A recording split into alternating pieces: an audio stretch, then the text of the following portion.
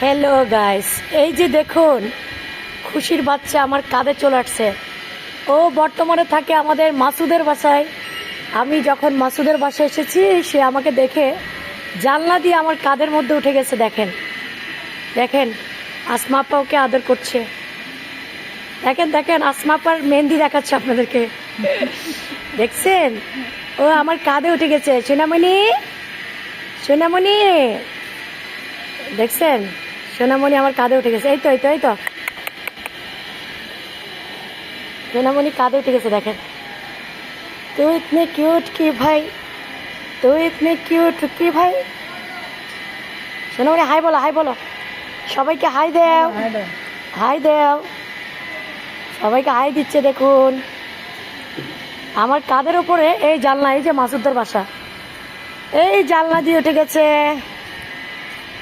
দেখছ?